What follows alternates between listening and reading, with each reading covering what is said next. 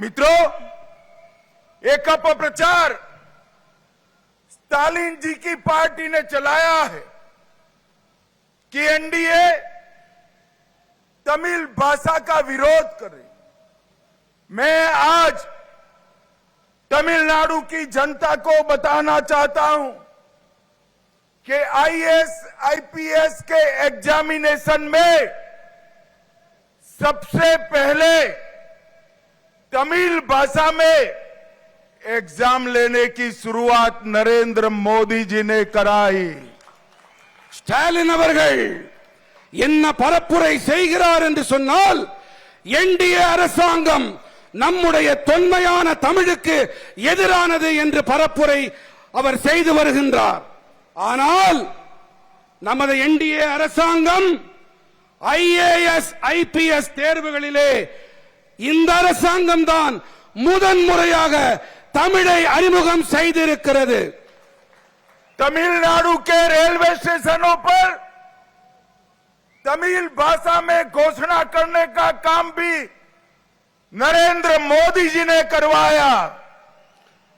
நம்முடைய ரயில் நிலையங்களிலே தமிழிலே அறிவிப்பு செய்வது என்பதையும் நம்முடைய மோடிஜி அவர்கள் தான் செய்திருக்கின்றார்.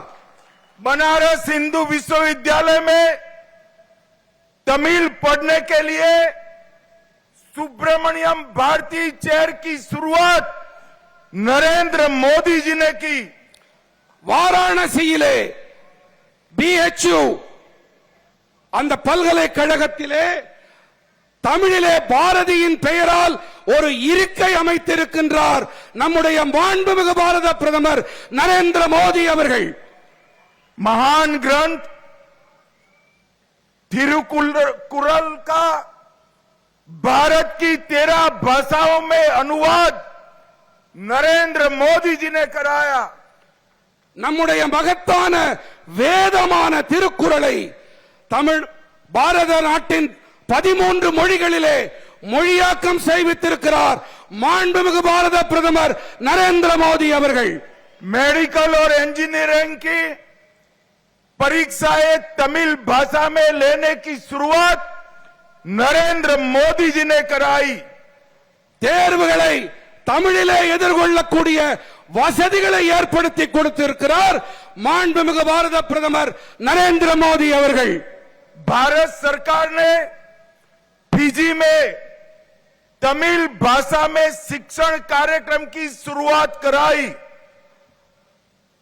நம்முடைய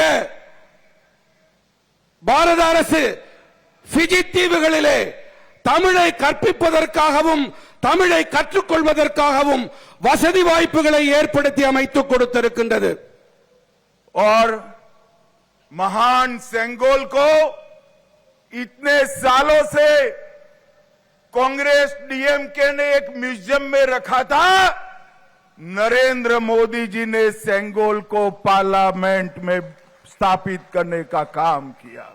மாபெரும் மகத்தான செங்கோலினை இத்தனை ஆண்டு காலம் காங்கிரஸ் மற்றும் திராவிட முன்னேற்ற கழகம் அவர்கள் அருங்காட்சியகத்திலே வைத்து பாதுகாத்திருந்தார்கள். ஆனால் நம்முடைய பாரத பிரதமர் மாண்புமிகு நரேந்திர மோடி அவர்கள்தான் அதனை இன்று நாடாளுமன்றத்திலே வைத்து அழகு பார்க்கிறார். अभी अभी भारत के उपराष्ट्रपति पद पर हमारे श्रीमान राधाकृष्णन जी को चुनकर लाने का काम भी बीजेपी और नरेंद्र मोदी जी ने किया।